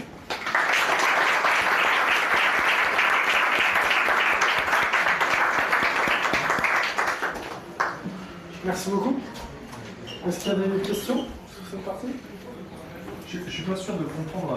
Si les vacuoles, c'est juste des entre guillemets sacs poubelles, en quoi ça fait justement la plante à grandir? À grandir? En tout cas, à se développer plus de ce que j'ai En fait, on dit que c'est des sacs poubelles. Il y a des choses qui sont très utiles pour la plante, qui sont stockées dans la vacuole, ce qui peut être transitoire. Donc ça peut être stocké et relâché au bon moment quand la plante en a besoin. Dans le cas des métaux lourds, donc les métaux sont toxiques pour les organismes suivant la dose. Donc il y a des métaux qui sont essentiels, on l'a vu tout à l'heure, le fer, le calcium, tout ce qu'on veut. Et il y a des métaux comme l'uranium, c'est-à-dire que même à faible dose, ils sont toxiques. Et donc pour contrer cette toxicité, soit directe liée à des métaux qui sont toxiques, soit lorsque les métaux sont présents sous trop forte concentration, si on met beaucoup de fer, le fer va générer du stress oxydatif dans les cellules et ça c'est toxique. Et donc pour lutter contre ça, les plantes vont mettre un peu sous le tapis, donc elles vont charger un peu les vacuoles de ces métaux pour enlever les effets toxiques et pouvoir croître normalement.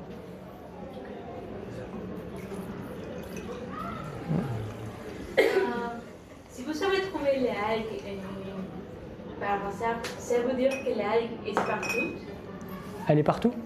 Oui. Ben, c'est-à-dire qu'on ne sait pas exactement d'où elle vient, mais elle est probablement contenue dans l'air. En tout cas, c'est quelque chose qui existe à Grenoble. Ouais. Merci.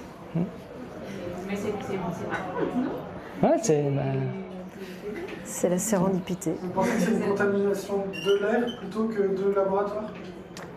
Ça peut être les deux, parce que initialement ça a été fait à côté d'un évier, c'est ça ou... Non mais c'est contamination par l'air, soit par l'eau. Ouais. Je sais pas, c'est peut-être propre aux algues ça, Arca. Je vais voir si je peux. Partout, pas exactement la même, mais partout. Et souvent dans des environnements très durs, des environnements très chauds, très secs, une algue qui survit à la sécheresse, ou des environnements pollués par différents métaux, par du lisier dans des élevages de porcs, enfin des trucs comme ça. C'est vraiment une bestiole hyper résistante. Dès qu'il y a un endroit un peu dégueulasse, elle y va. Donc là, elle est venue chez nous.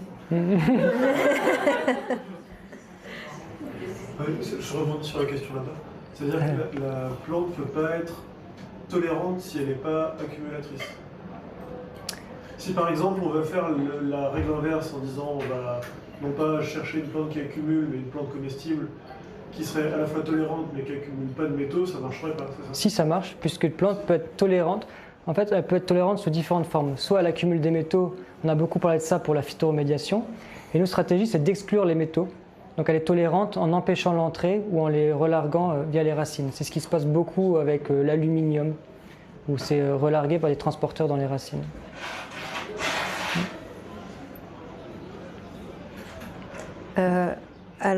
J'ai deux questions. Peut-on activer ou surexprimer des gènes pour faire d'une plante non hypertolérante une plante hypertolérante? Et les algues qui absorbent l'uranium, en fin de vie, elles vont mourir, elles vont relâcher l'uranium. Est-ce qu'on peut les retraiter? Ou là, on a remarqué que ces algues, elles captaient l'uranium. On verra la suite après, quoi. Alors, la première question, est-ce qu'on peut surexprimer des gènes pour rendre une plante hyperaccumulatrice, c'est ça? Ouais, hypertolérante. Ouais, du coup, Donc, la réponse est sans doute oui, mais pour l'instant, on a vu que pour l'hyperaccumulation, on ne connaît que 3 gènes. Et donc, on a exactement un projet en cours qui a été financé au niveau national. On travaille en collaboration avec une personne à Toulouse et on essaye de voir si on surexprime des gènes chez Arabidopsis, est-ce que par exemple, elle peut être tolérante, accumulatrice de métaux. Le problème, c'est qu'il y a énormément de choses. On a vu le prélèvement, la translocation, le stockage, la spéciation des métaux aussi importante. Donc pour l'instant, on n'a pas la réponse. La deuxième question, je l'ai oubliée. Après l'absorption, en fait, un peu comme avec les plantes, après l'absorption, qu'est-ce qu'on fait, quoi? Ok.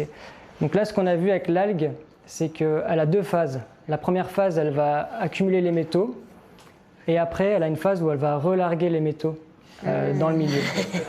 Donc, ce qui est possible de faire pour l'instant, donc nous, ce n'est pas notre travail, on fait vraiment du fondamental, on essaie de comprendre ce qui se passe au niveau moléculaire.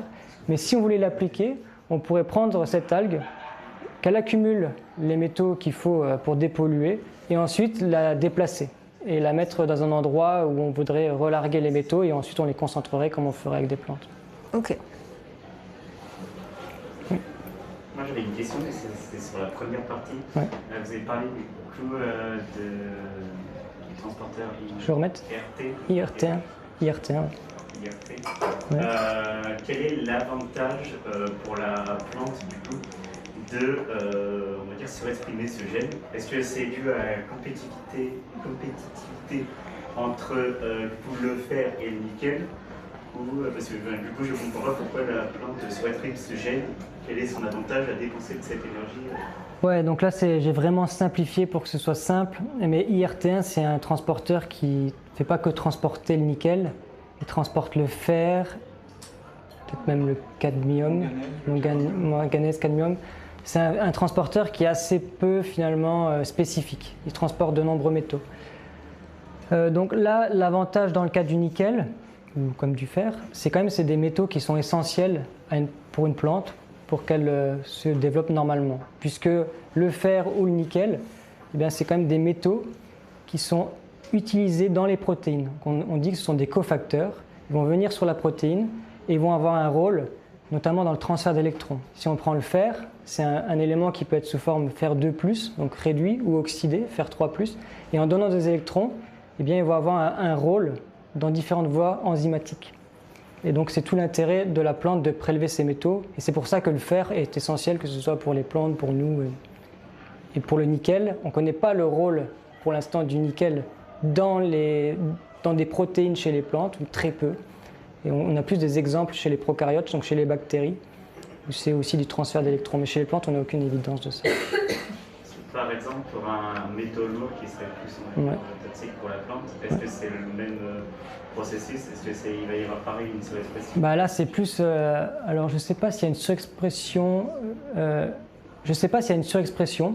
Mais en tout cas, ce qui va se passer, c'est que si on met un métal lourd qui va être transporté par IRT1, à nouveau, ça va être non volontaire. C'est juste que le cadmium va être proche d'un autre métal qui est essentiel, et c'est ce qui se passe. Voilà. C'est ma question. Est-ce que du coup, du fait, est-ce qu'il y a une compétitivité qui se crée? Oui, il y en a une. Du fait, du coup, la plante il y en a une. un gène pour absorber plus d'éléments qu'elle a besoin. Il y a une compétitivité, et donc là, c'est pour...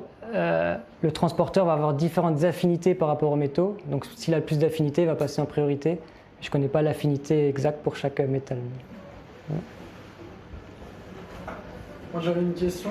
Dans les différents gènes que tu as présentés, j'ai l'impression qu'ils avaient chacun un rôle dans le passage d'une paroi, que ce soit de la terre aux racines, ou alors pour pénétrer les vaisseaux qui conduisent la sève, ou alors les vacuoles. Est-ce que c'est ces parois-là qui empêchent la plupart des végétaux d'absorber les métaux? Donc la paroi, elle a un rôle qui est double. C'est déjà, ça permet d'avoir une rigidité, ça permet à la plante de tenir debout puisqu'elle n'a pas de squelette comme nous. Et l'autre, c'est de protéger effectivement les cellules d'agression, on va dire, externe. Donc c'est là le rôle des transporteurs, c'est de faire rentrer les éléments de manière contrôlée. C'est les videurs de la boîte, quoi. Ouais. Avec des erreurs où le videur a le dos tourné, puis c'est un élément qui rentre, quoi. Mais oui, c'est ça. C'est plus par rapport à la structure globalement de vos études. Vous expliquez que c'est un peu par hasard que vous avez découvert la présence de cette algue à travers l'échelle de vos expériences. Moi, c'est ce que ça se passe du coup parce que vous avez dû faire des recherches après sur cette algue. Ouais. Est-ce que ça veut dire que vous avez un nouveau projet qui se forme autour de la recherche? Ou est-ce que votre recherche initiale c'est ce qui s'est passé, c'est qu'on travaille toujours sur l'algue. Donc on a deux axes, qui est algue et plante dans l'équipe. Et donc l'algue a été découverte en 2017. Et donc Stéphane vient d'obtenir un financement l'année dernière, qui est à nouveau sur 5 ans. Donc c'est-à-dire que jusqu'en quelle année là, 26, de 2030, jusqu'en 2030, on va au moins travailler sur cette algue. Donc effectivement, c'était un coup de chance. Et cette algue a permis d'avoir 2 gros financements nationaux et a permis à l'équipe déjà de pouvoir financer ses recherches et de travailler sur au moins 10 ans déjà. Donc c'était quand même vraiment important pour l'équipe. Ouais. Après, pour l'accumulation d'uranium, je me demandais s'il pouvait y avoir une direction vers une application médicale pour essayer de comprendre comment la plante résiste à la radiation. J'imagine que ça commence à être toxique au niveau d'uranium qui accumule. Ouais. Et du coup, est-ce qu'on peut le contrôler par l'apoptose qui serait mieux, ou les protecteurs de l'ADN qui seraient mieux exprimés sur cette plante et faire ensuite des traitements, je sais pas, Là, c'est difficile de répondre parce que pour l'instant, on travaille avec de l'uranium naturel, donc 238. Ce n'est pas l'uranium 235 qu'on retrouve dans les centrales nucléaires enrichies. Donc finalement, la radioactivité de l'uranium, elle n'est quasiment pas étudiée chez les plantes. On regarde la toxicité, mais la radioactivité, Il y a très peu d'études et j'en connais pas moi personnellement. Et l'autre élément de réponse, c'est qu'on ne connaît pas de plantes qui accumulent l'uranium. Ce qu'on voit, c'est que l'uranium est prélevé dans les racines et il reste très fortement accroché aux racines. Il n'y a quasiment rien qui est transloqué ou qui est transféré vers les parties aériennes.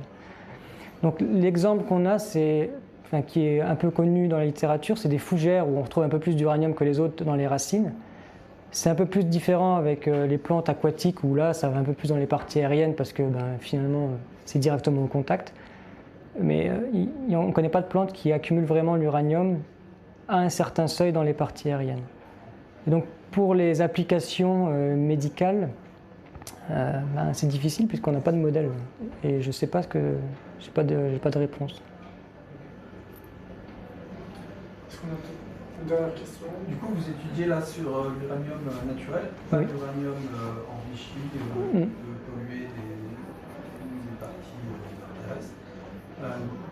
Du coup, c'est quoi l'objet de votre recherche par rapport à ça?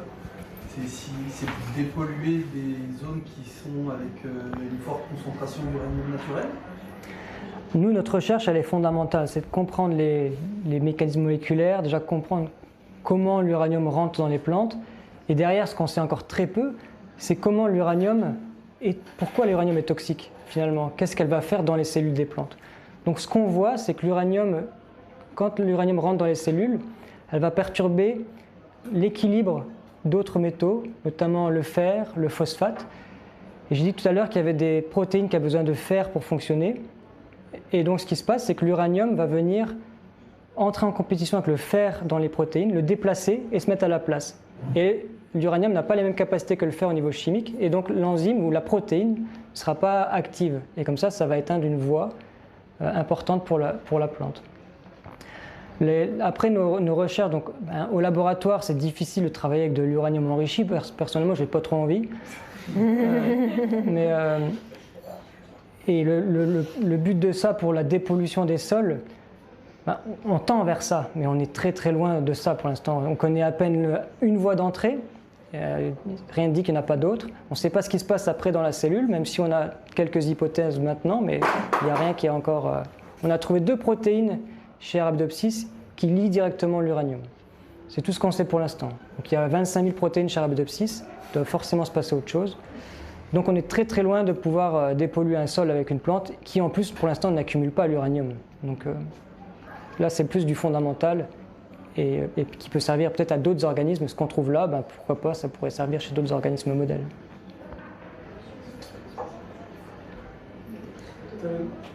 Dans quelle mesure vous communiquez entre vous en France ou ailleurs dans le monde sur vos recherches, sur les avancées, sur ce que vous trouvez? Est-ce que vous avez un devoir de communiquer ou est-ce que...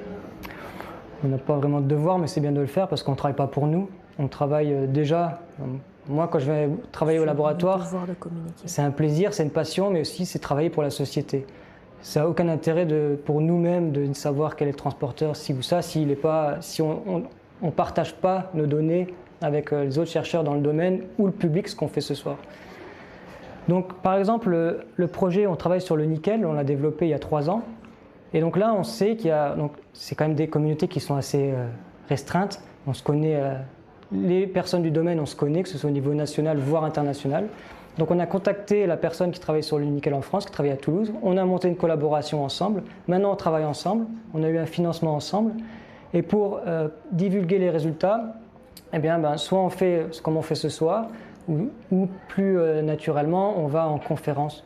Donc on a des conférences, soit nationales, internationales. On présente nos résultats à la communauté scientifique. Ça permet de savoir sur quoi on travaille, montrer nos résultats, et puis le jour où on publie un article, les gens auront déjà vu un peu le travail et ils sauront de quoi on discute. On va prendre peut-être une dernière question en ligne, si elle est assez courte. C'était l'étonnement sur la forme des mitochondries dans la ouais, ça c'est... Donc c'est vrai que c'était sur la mitochondries qu'on voit dans les livres. Ouais. Elles sont en rouge. Elles sont d'habitude qui ressemblent à un ballon de rugby, donc là elles sont très allongées, oui. Et puis elles épousent les formes qui restent autour du chloroplaste. Et ça c'est propre à l'algue en fait Ça existe dans plusieurs algues. Ça existe dans celle-là et dans d'autres familles d'algues, et la forme peut changer en fonction des conditions environnementales. D'accord. Et c'est une spécificité particulière ou... Aucune idée. Ok. Dans d'autres conditions de stress, ça peut être pour favoriser les interactions entre la mitochondrie, qui est l'usine chimique de la cellule, et le chloroplaste, qui lui aussi va percevoir l'énergie lumineuse. Donc ça peut favoriser les contacts. Voilà, c'est vraiment, elle s'embrasse autour du chloroplaste et ça peut favoriser les échanges. Mais nous, dans le cas-là, on n'a jamais pu montrer cette chose-là. C'est une hypothèse, quoi. Joli. Ouais. C'est joli. Ok. Bon, merci Jonathan.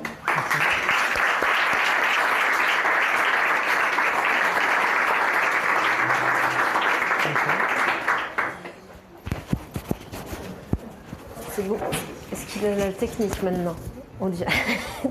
Si tu galères, il s'auto-équipe, c'est parfait. Alors, juste avant de vous dire au revoir, je vais faire une petite correction du quiz.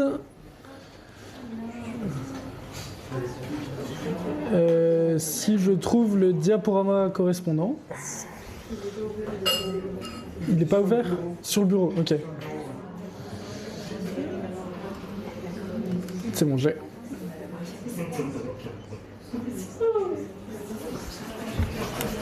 Je pense qu'il y a quelqu'un chez nous qui aime beaucoup les ratons laveurs, on en a tous les soirs. Donc merci à tous ceux qui ont répondu. Donc je vais faire une rapide correction. La première question, c'était quelle était l'altitude du fort de la Bastille. Alors les réponses étaient un peu pièges puisqu'il y avait des réponses assez proches les unes des autres. Au niveau du fort, l'altitude officielle, c'est 476 mètres d'altitude. Et donc il y a à peu près un peu plus de 200 mètres de dénivelé depuis l'Isère. Combien de bières doit boire un éléphant pour être ivre? Alors c'est un nombre approximatif, c'est un ordre de grandeur plutôt. A priori l'éléphant n'est pas fait pour boire de l'alcool puisque même avec sa masse corporelle, on atteint des niveaux d'ivresse assez élevés à partir de seulement 3 pintes. Pas 3 factoriels. Le gaz majoritaire dans l'atmosphère, c'est l'azote, donc le diazote plus précisément. Donc avec 80%, autour de 80%, et ensuite en seconde place, on a le dioxygène qu'on utilise nous dans la respiration. Et ensuite, les autres gaz sont vraiment plus à l'état de trace, moins de 1% pour tout ce qui est le reste, y compris le dioxyde de carbone. La question 4 portait sur l'année d'inauguration du téléphérique de Grenoble. Donc c'est bien 1934. A priori, c'est pas le premier téléphérique urbain au monde, mais c'est quand même assez précurseur. L'éléphant, après, personne n'a testé. Et au début, c'était pas des bulles, hein, c'était des télécabines qui étaient cubiques. La question 5 demandait pourquoi les bulles remontent-elles à la surface dans la bière? Alors c'est tout simplement parce que le gaz carbonique, le CO2 est dissous dans le liquide, et quand il repasse à l'état gazeux, il est très léger comparé au liquide, et donc il remonte grâce à la poussée d'Archimède.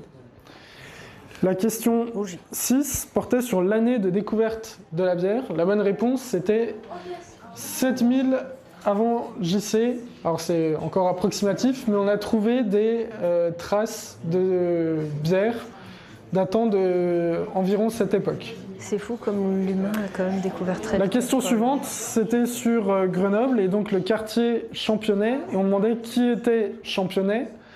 C'était en fait un général révolutionnaire. Toutes les réponses faisaient envie sur cette question, mais c'était bien un général. La question et les questions suivantes, du coup, c'était les questions sur la première partie que je n'ai plus affichées ici, du coup. Les bonnes réponses, c'était la réponse C, la réponse B et la réponse C. Et je ne sais plus vous dire exactement lesquelles c'était, mais vous avez presque tous eu des bonnes réponses là-dessus, donc félicitations, vous avez bien écouté. Bravo. Et donc, si on fait les totaux, vous avez été très nombreux, je vais en parler, vous avez été très nombreux à avoir des scores identiques, vous étiez au moins 8, à avoir 8 sur 10, félicitations. Et pour vous départager, on a utilisé la question bonus qui demandait la longueur de l'Isère. Là encore, vous n'étiez pas très loin de la bonne réponse. La longueur officielle, c'est 286 km. Et donc la personne qui a gagné ce soir, c'est Saveria. Mais non. Mais si. Félicitations.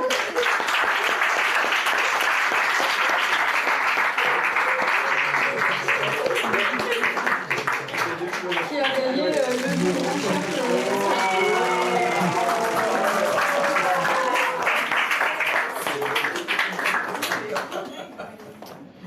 Et donc il va être l'heure maintenant de se quitter. Avant de vous dire au revoir, je voudrais remercier encore Stéphane et Jonathan qui sont venus nous présenter leur travail.